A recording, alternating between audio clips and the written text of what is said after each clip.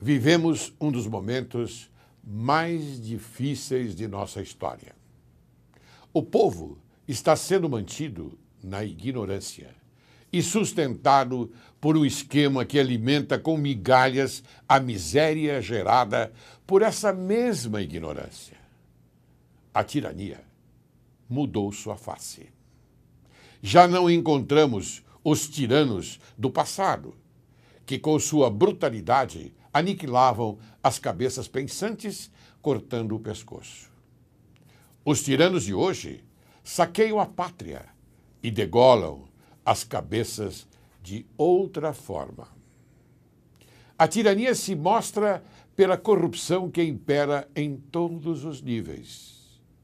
Encontramos mais viva do que nunca as palavras do imperador romano Vespasiano, que na construção do grande Coliseu disse: dai pão e circo para o povo.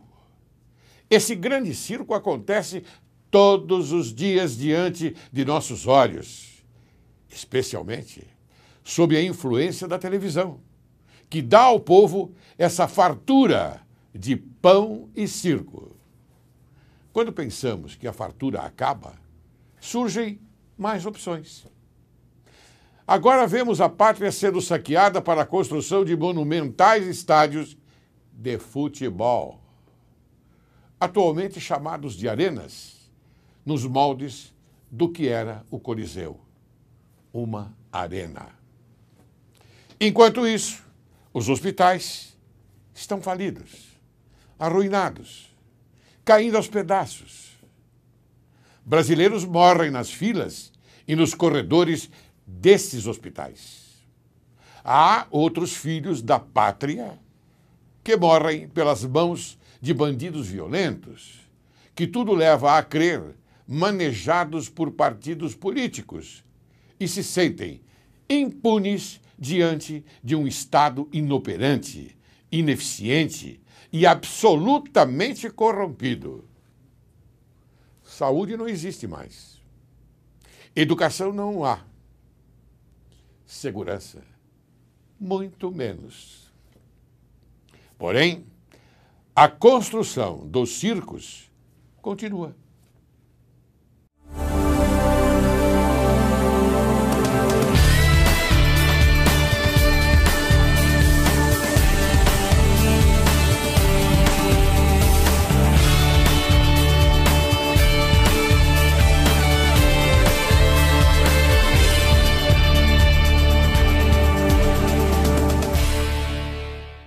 Hoje, Direito e Justiça em Foco apresenta para você, caríssimo telespectador, um programa sobre o caso do cinegrafista da Bandeirantes, Santiago Ilídio Andrade. E para isto nós convidamos um advogado criminalista da mais alta qualidade do Brasil. Trata-se do Dr. Mauro Otávio Nassif. Quem é Dr. Mauro Otávio Nassif? Advogado criminalista, eleito o advogado criminalista do ano em 1993 pela AACRIMESP e também pela OAB de São Paulo. Homenageado como advogado criminalista pela Ordem dos Advogados do Brasil em março de 2008. Ex-conselheiro do Conselho Penitenciário Estadual, nomeado pelo governador Mário Covas. Consultor jurídico da Comissão de Prerrogativas da Ordem dos Advogados do Brasil, SP, e da Comissão de Direitos Humanos da OAB também. Professor de Processo Penal e da área do Tribunal do Júri da Escola Superior de Advocacia da Ordem dos Advogados do Brasil, ESA Central da capital. Advogado criminalista militante com aproximadamente 900 júris realizados e 500 sustentações orais produzidas em tribunais superiores brasileiros. Autor de inúmeros artigos e estudos jurídicos na área criminal. Este é um pequeno currículo do Dr. Otávio Nassif, apresentado aqui, mas ele ostenta um currículo enorme, é um brilhante advogado. Como vai, Dr. Mauro Otávio Nassif? Olha, muito bem. E, antes de mais nada, muito obrigado por esse novo convite para ser entrevistado por um desembargador criminal que pontificou na Justiça Paulista como um dos maiores desembargadores da área criminal, que entendia realmente o processo, sabia perscrutar a prova e sabia decidir com sapiência e inteligência. Muito obrigado, doutor Mauro Nassif. Você é muito generoso para comigo. Mas eu convidei você porque trata-se de um caso importante. E para tratar de um caso importante, doutor Mauro, nós temos que convidar um advogado importante. Obrigado. E você é um advogado importante, porque você também é profundo conhecedor da matéria e você não tem omissões. Você responde todas as perguntas que lhe fazem e responde com sabedoria. Eu tenho visto também nas outras televisões, não é, as suas colocações. Eu acho você um advogado, um mega advogado. Obrigado. Tá bom? Olha, Bom, eu digo só, você exagerou. não exagerei, não. Eu digo só, você exagerou, mas eu gostei. Gostou? Gostei. Ah, que bom. Eu fico muito contente. Bom, Mauro, nós vamos tratar aqui desse caso que mexeu bastante com a sociedade brasileira. Porque isto vem de uma ação movimentada por manifestações e pela introdução, não é, desses meninos que se vestem de preto e ocultam as suas faces. Mas esse não estava ocultando face nenhuma. Então, nós vamos conversar sobre isso. Nós queremos saber, lógico, o telespectador também quer saber a sua opinião. Tá bom? Mais uma vez, muito obrigado pelo convite. E eu estou muito por dentro desse caso e eu posso dar para os seus telespectadores várias informações interessantes. Vamos começar com a tradução para o português do Black Blocs. Isso. Black Blocs. A tradução é grupo negro. O block, ele em inglês quer dizer grupo, agrupamento. Certo. Agrupamento para o fim de alguma coisa. E o black, negro. Claro. Então, Black Bloc quer dizer grupo negro. E são verdadeiros idiotas, são verdadeiras pessoas que não têm nada a ver com a sociedade, com os cidadãos. Inclusive, eles dois confessaram que receberam dinheiro vivo, não se sabe de quem, não se sabe se de um político ou de um grupo político, para tumultuarem aquelas reuniões, etc. Então, as manifestações. As né? manifestações. Porque você está lembrado, Mauro, aqui nós estamos conversando e nós Claro. podemos abordar todos os assuntos em relação a esses fatos. Você está lembrado que aquelas manifestações de maio de 2013, elas foram pacíficas inicialmente. Ouro dos 20 centavos. Dos 20 centavos foram pacíficas, duas ou três manifestações pacíficas. Eu me lembro.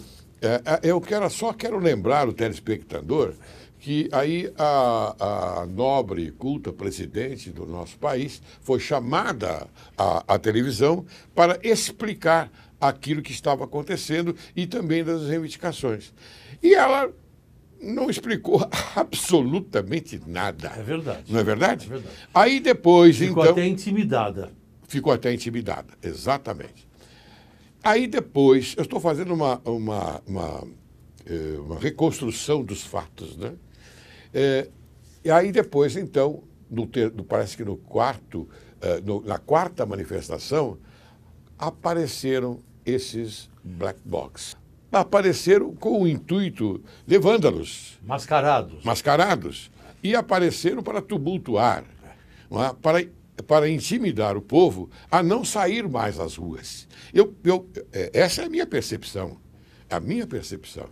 E agora aparece um fato como esse, um fato que, afinal de contas, mexeu com toda a sociedade, não é? E o acusado vem a público e diz que recebia um numerário para poder participar, inclusive, para praticar o vandalismo, não é, nessas manifestações.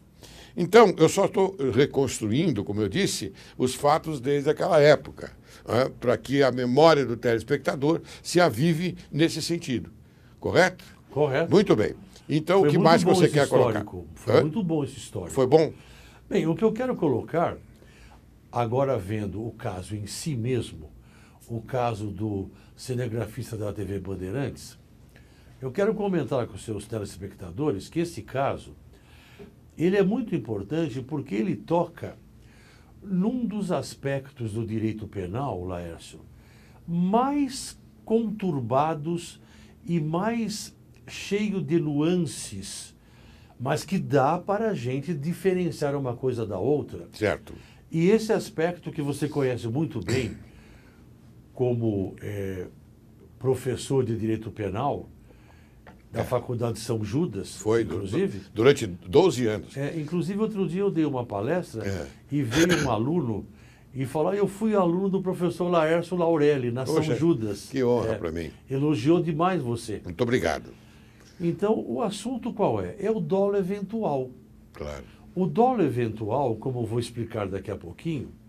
Não, pode explicar já. Não, sim, eu só quero fazer uma outra colocação. O dolo eventual é um dos aspectos mais difíceis do direito penal, mas que, você examinando factualmente a questão, empiricamente a questão, chega-se facilmente à conclusão, como nesse caso. O que aconteceu?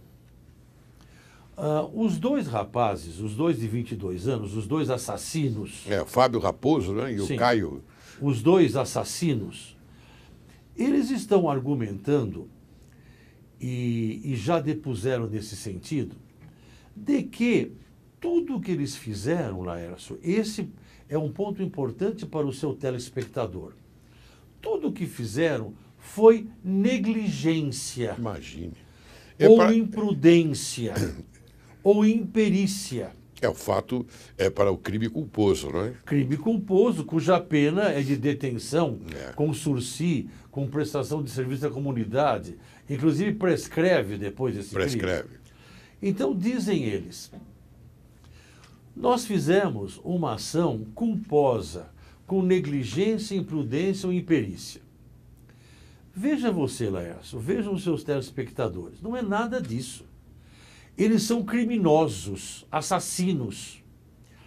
Porque veja você o seguinte, eles confessaram que eles pegaram o rojão muito forte, por sinal, a ponto de pegar na nuca da vítima. É um artefato bastante poderoso. Poderoso, pegou na nuca, matou o jovem.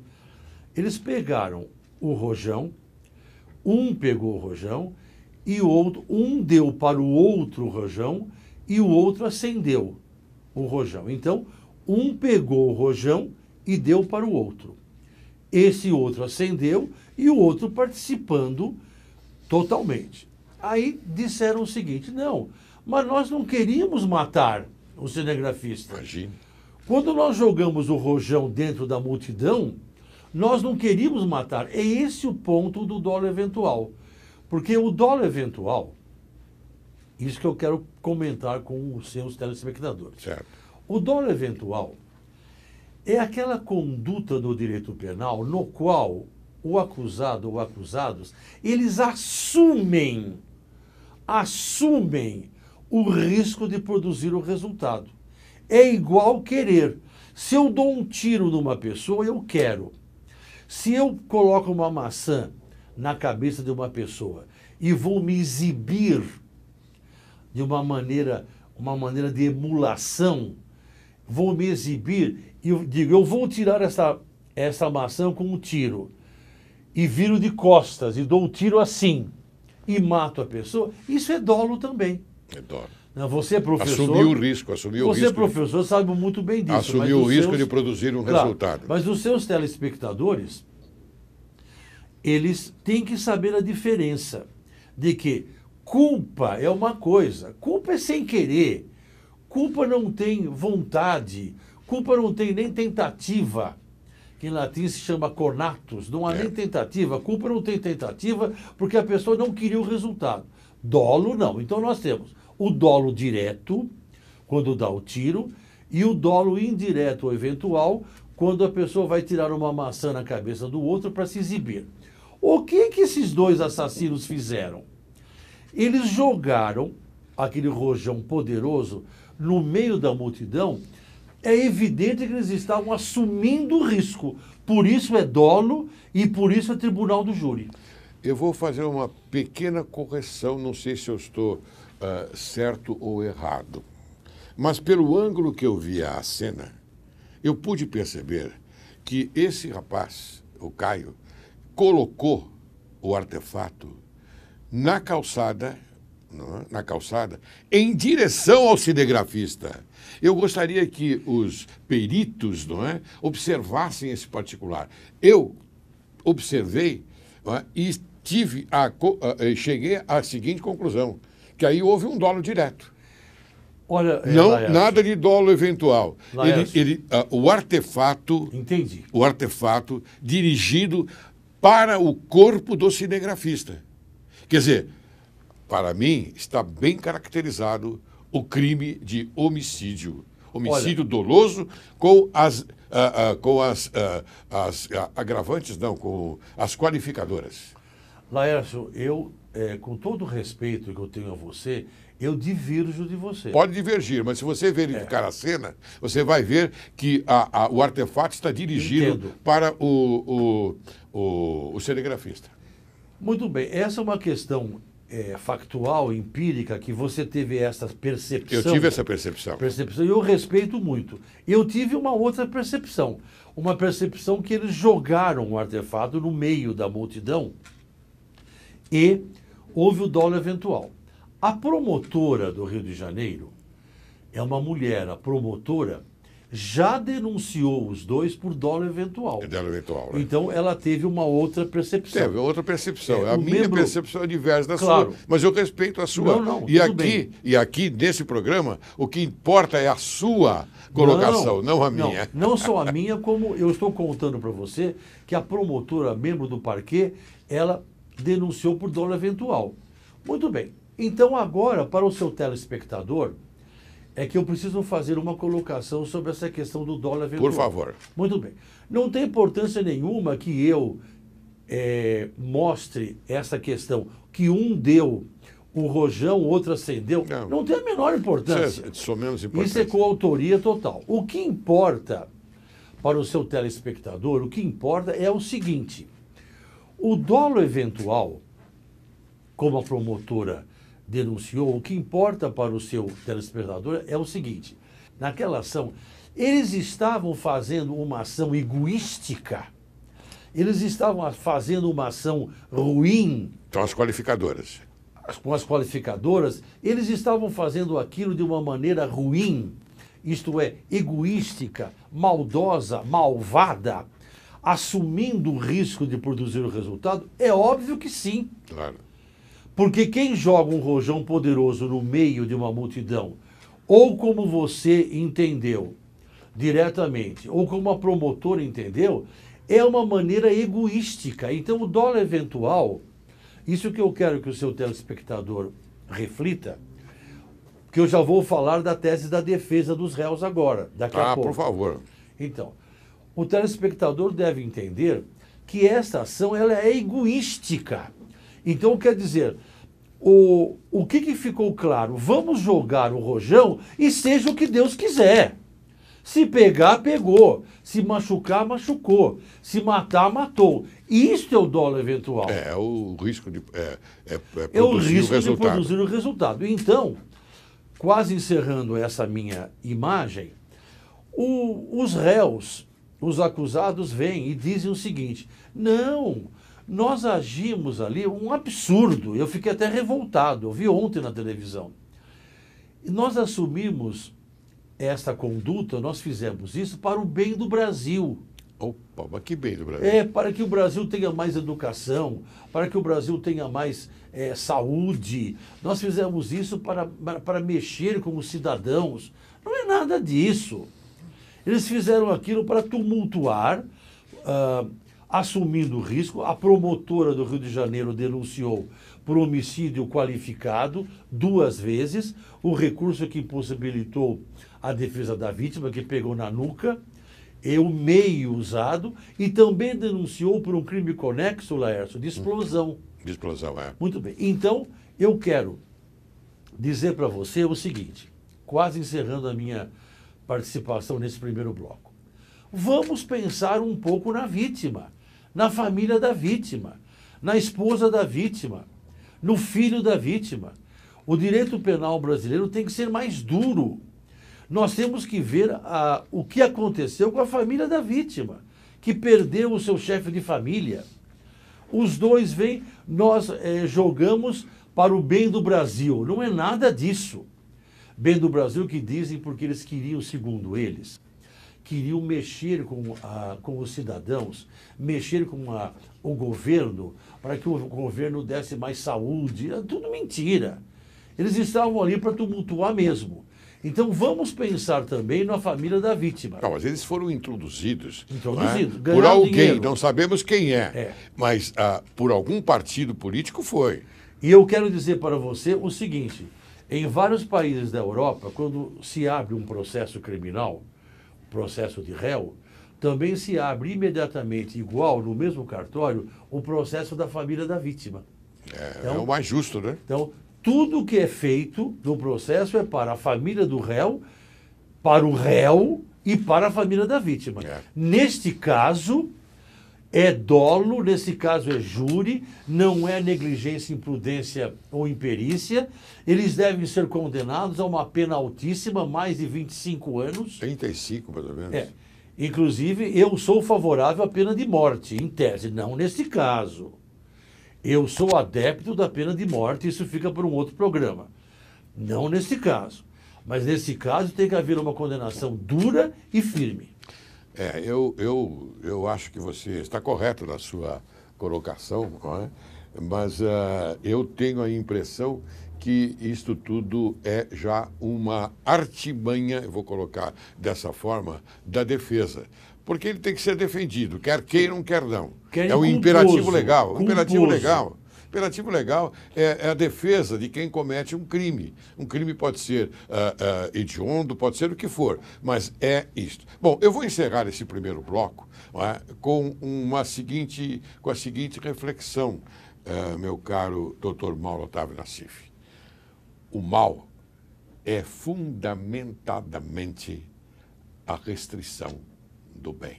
Então, nós temos o mal e temos o mal. Então, o mal, ele tem como fundamento a restrição do bem.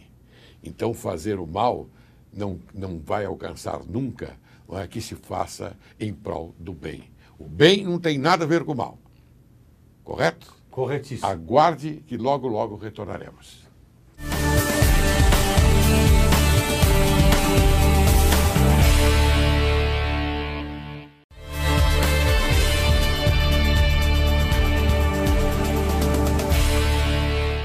Ao retornarmos, eu pergunto ao doutor Mauro Otávio Nassif o seguinte. Doutor Mauro, eu tenho uma pergunta aqui da produção.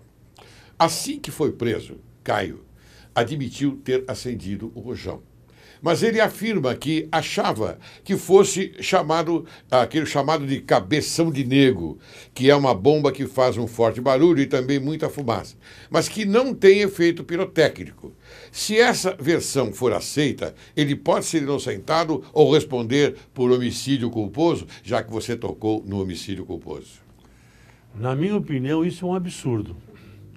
É um absurdo porque ficou evidente pela prova produzida na área inquisitorial e pela área documental também, ficou claro que aquele rojão não era um rojão de brincadeira, não era uma bomba de brincadeira, não era uma coisa de festa de junho, de brincadeira.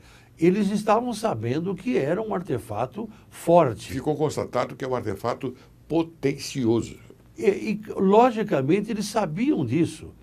Receberam dinheiro para participar da reunião, para tumultuar, sabiam que era um rojão muito forte. Então, essa argumentação, eles têm que se defender, logicamente. Claro.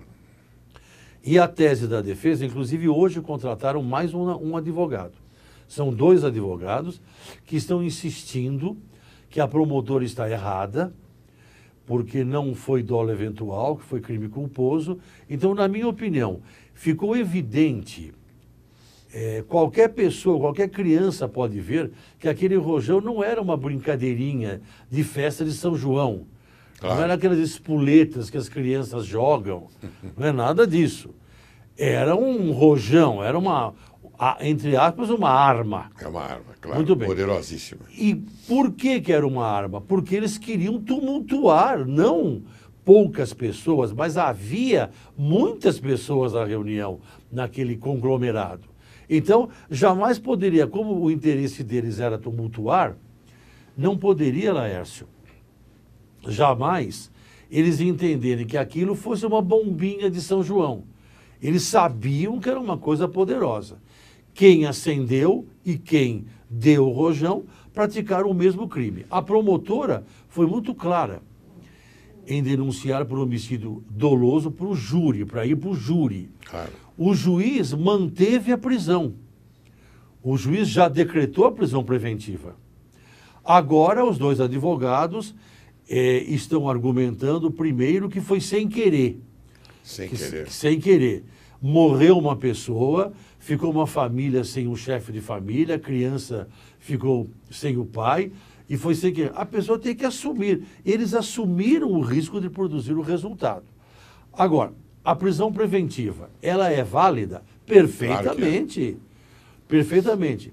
Os advogados já entraram com as novas medidas cautelares da Lei 12.403/11. Certo, conheço bem. Tornozeleira eletrônica, não é cabível para esse caso. Tem que ficar preso, porque o crime é grave. O crime é hediondo, é gravíssimo. Outra coisa, delação premiada. Uhum. Falou-se muito, inclusive o delegado de polícia que fez o inquérito até ironizou, de que aquele que deu o rojão para o outro teria feito, segundo ele, uma delação premiada. Não tem delação premiada nenhuma. Aliás, esse delegado, você tocou bem. Muito inteligente. Ele é inteligentíssimo, perspicaz. Ele vai em frente, ele é um excelente profissional do direito, hein? Já foi oferecida exordial, ela será recebida, vão ao tribunal do júri, os 7 cidadãos jurados vão julgar o caso, etc. Agora, eu quero fazer uma pergunta para você. Não, mas eu não sei se estou à altura de responder, doutor Mauro. Aqui geralmente você pergunta, mas agora o entrevistado pode perguntar para o entrevistador. Claro que pode. Quem é o beneficiado? Não. É o telespectador. Veja bem, isso aqui é uma democracia. Claro. Eu vou lhe fazer uma pergunta. Quando você atuava como desembargador criminal em milhares de casos, você se lembra de algum caso de dolo eventual? Eu me lembro, sim. Eu me lembro de alguns casos que eu verificava que estava presente o dolo eventual. E não culpa. E não crime culposo. Porque a culpa sempre existe, a culpa é a culpa. Não é? Agora, o crime doloso, ele é diferenciado do crime culposo, sabe? Não tem nada de negligência, imprudência, imperícia. Aliás, aqui só caberia a negligência, não é? Se fosse o caso de crime culposo. Mas não tem nada a ver com crime culposo. Mas você se lembra de um caso que dividiu eu sabia diferenciar culpa de um lado, dolo eventual de outro lado. Com fundamento na sua pergunta de casos que eu julguei anteriormente, é que me aguçou a mente no sentido de verificar pela imagem. Talvez a imagem não me dá o ângulo correto, mas por aquela imagem eu tive a certeza absoluta de que aquele artefato foi dirigido ao cinegrafista. Eu quero agradeço pela resposta, mas eu quero fazer uma observação. Essa observação visual que você fez é perfeitamente razoável. Mas pode ser que eu tenha me enganado pelo ângulo da também. imagem. Hein? Eu tenha me enganado. Eu tive uma visão factual das imagens, você teve outra. Agora, eu não posso deixar de lembrar que você era um desembargador criminal duro. Não era duro, eu era rigoroso apenas. Então, quer dizer, a sua imagem que você está vendo demonstra uma certa rigidez. Não é rigidez. Nós temos que atuar segundo a nossa consciência também. Porque, Mauro, eu vou dizer uma coisa para você muito séria, pela minha experiência no judiciário. É muito difícil julgar. E quando você encontra provas substanciais de que aquele agente cometeu um crime hediondo, como você diz, como nesse caso, não é? Você tem muita dificuldade, não é, em julgá-lo.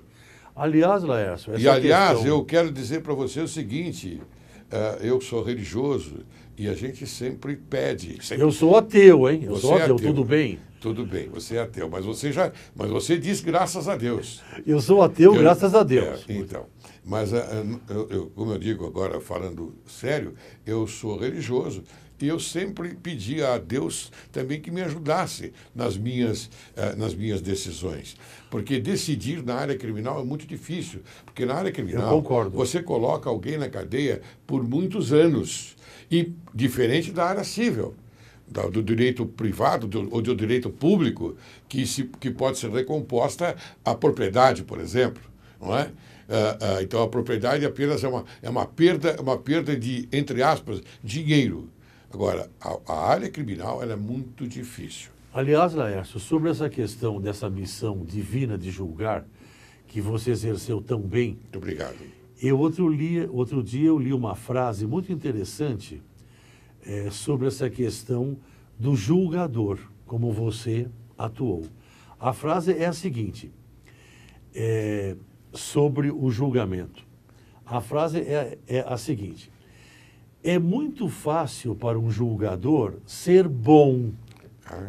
O difícil é ser justo. Ser justo. Isso é difícil. Bom é muito fácil. É aquela diferença que eu fiz no primeiro bloco, não é, a respeito do bem, do mal e do bem, colocando o mal em primeiro lugar e a restrição do bem, que é aquela que, afinal de contas, a gente colocou. Laércio, voltando ao caso Intel, eu quero fazer mais um comentário. Lógico, pois não. O comentário é o seguinte: eu quero dizer para você, repetindo, que não tem delação premiada nenhuma. Claro que não tem. A delação premiada diminui a pena, mas não é o caso. Agora, uma outra coisa que eu quero que o telespectador saiba é que esse caso vai ser julgado por 7 cidadãos jurados, que é realmente o corpo de sentença que deve julgar. Vamos ver como é que o povo vai examinar a conduta desses dois idiotas que fizeram isso, porque tiraram a vida de uma pessoa de uma maneira completamente sem razão. Agora, outra coisa que eu quero comentar com você. Pois não. O seguinte, os dois acusados, eles foram entrevistados pelas televisões, o primeiro e o segundo. E eles insistem, os dois acusados, isso que eu quero deixar claro, e eles insistem em que a participação deles naquele evento foi uma participação em prol da sociedade. Como em prol da sociedade? Em prol de melhorar o país. Mas eles receberam para fazer isso? Em prol de melhorar o país. Eles receberam dinheiro para fazer isso? Exatamente. Em prol, eu já falei isso no começo, mas vou repetir. Em prol de melhorar o país, saúde, educação, segurança, higiene, não é nada disso. Claro que não é. São dois rapazes de 22 anos que receberam dinheiro para tumultuar. Para projetar violência naquela manifestação. A mando de quem? Ninguém sabe, eles não falam. Então não é crime culposo de maneira nenhuma. Eu tenho uma pergunta aqui, Pode fazer à vontade. Vai me responder, porque é a produção que pede para que eu faça. Eu respondo quase tudo. Bom, quase tudo. Então tá bom. Existem indícios de estar havendo aliciamento de jovens para gerar tumulto nas manifestações por parte de políticos. Aqui é uma interrogação. Agora, essa afirmação, veja bem o objetivo da pergunta, essa afirmação favorece o PT? Houve indícios, sem dúvida. Houve vários indícios de que políticos estavam interessados em tumultuar. Se isso vai beneficiar o PT ou não, eu não posso afirmar. Mas pode beneficiar algum outro partido político? Pode, isso pode, exatamente, pode. Muito bem, agora dizem aqui que há rumores que indicam que não foi um rojão comum lançado no cinegrafista da TV Bandeirantes. Eu vi a fotografia, não é um rojão comum. E sim uma munição, veja só, industrial. Mas Pode isso ser. já foi comprovado? Não foi. Não foi. A promotora ela se refere ao rojão como rojão. Certo. Não como uma arma própria para matar, Certo. a ponto de fazer o dolo eventual. Agora, Mas eu pergunto para você, há possibilidade de se fazer, por exemplo, um exame do corpo do delito? Ou seja, daquele rojão? Sim, sim. Isso vai ser feito. Porque para o recebimento da denúncia não há necessidade de todos os indícios. Somente indícios, como né? nós sabemos. Mas Indícios isso vai de autoria e materialidade. Agora, o rojão em si, ele vai ser examinado, vai ser periciado por experts e poderá, inclusive, chegar a perícia à conclusão de que não era apenas um rojão de festa. Não era apenas forte, mas de festa, como alegam os réus, os acusados. Certo. E sim, quase uma arma. Eu vi o tamanho do rojão, aquilo não é rojão de festa de São João. Não é. Não. Agora, para o seu telespectador saber, o fluxograma do que vai acontecer, eles vão ao tribunal do júri. Vai ter o processo, vai ter a pronúncia, vão ao tribunal do júri. O tribunal do júri do Rio de Janeiro é rigoroso. É bastante rigoroso. É rigoroso. Uma coisa interessante, o recurso em sentido estrito lá no Rio de Janeiro, contra a pronúncia, ele é decidido em 3 meses, no máximo, porque é um estado menor do que aqui em São Paulo, tudo muito rápido, isso pode ser muito rápido até o tribunal do júri, para nós vermos o que aconteceu. Eu acho importante isso, essa celeridade, né? Porque a sociedade ela precisa ter conhecimento, tem necessidade de saber, não é, exatamente o desfecho desse caso. A defesa insiste muito na questão da tornozeleira eletrônica. Mas não tem nada a ver uma coisa com outra. Que eles poderiam ficar com tornozeleira eletrônica em liberdade, mas a vítima que morreu não tem tornozeleira eletrônica. E outra coisa, o depoimento, eu quero ressaltar aqui, Dr. Mauro Otávio Nassif, a veemência e a candura ao mesmo tempo do depoimento da filha do Santiago. Sim. Olha, vocês aqui... Eu vi. Eu queria que a senhora do Santiago e a sua filha recebessem de nós um apoio de solidariedade pelo que vocês estão passando. E vocês são vítimas nesse caso. Nesse caso, a família é vítima, porque a família, como disse o Dr. Mauro Nassif, ficou sem o amparo do pai, de um grande trabalhador, de um grande cinegrafista. E Laércio, veja bem, a partir de agora, todas as atenções aqui no Brasil vão se virar para os réus. Claro. O réu merece isso, o réu merece aquilo, o réu tornozeleira eletrônica e a vítima. Pessoas que participavam da manifestação afirmam que o artefato explosivo que atingiu Santiago Andrade teria sido lançado por policiais. Esta hipótese já foi descartada ou pode ser verdade? Não. Já pode ser Já foi descartada. A promotora... Porque eu não vi nenhum policial lá fazendo isso. Eu li a denúncia da promotora. É uma denúncia muito bem redigida, onde coloca muito bem o dolo eventual e o crime conexo de explosivo, de usar explosivo. E não tem nada de policial. Eles foram lá e eles assumiram. Eu faço uma pergunta para o telespectador, porque muitos me perguntaram hoje sobre isso. A pergunta que eu faço ao telespectador, eu mesmo vou responder. Que é a seguinte: eles foram lá para matar? Não. Não, eles não foram lá com uma metralhadora para matar as pessoas. Eles não foram lá com um rojão para matar, apesar da sua visão ser um pouco diferente. Não, mas eu fiz uma ressalva. Talvez o ângulo da imagem tenha me traído. É isso que o telespectador, por favor, porque confundem muito as coisas. Tudo bem, continua nessa exposição que está ótimo. Muito bem. Eles foram lá para matar, eles foram lá com uma faca, com um revólver, com uma metralhadora.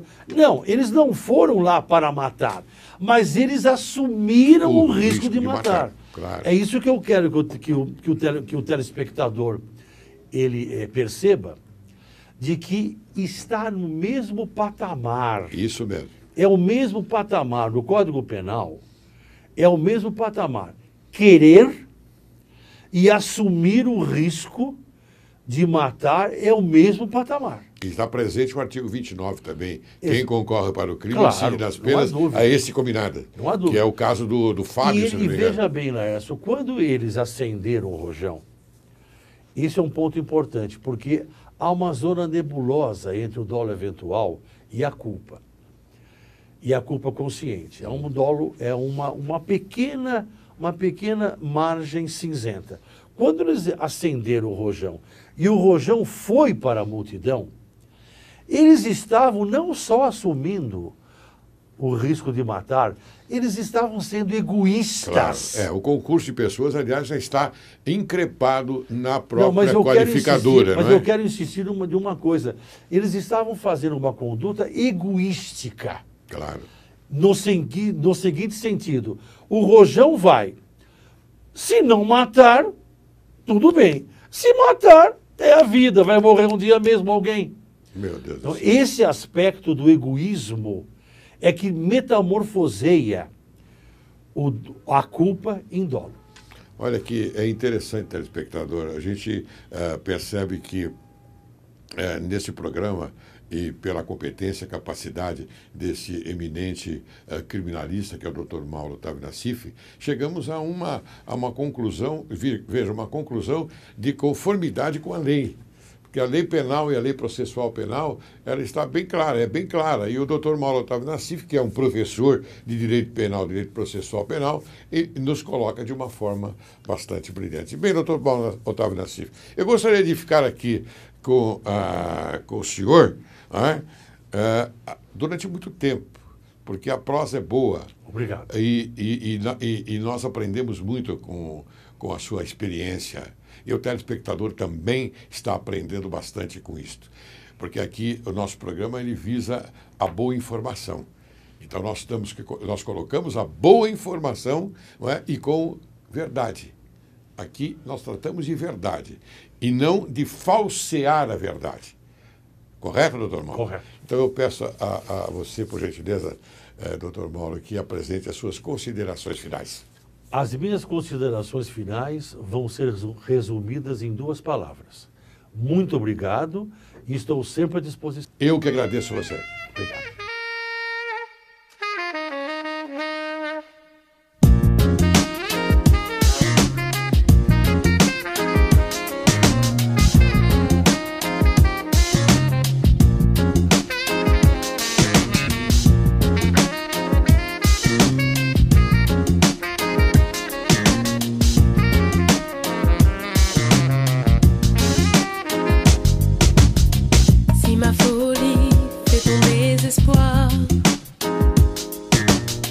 Ne m'en veux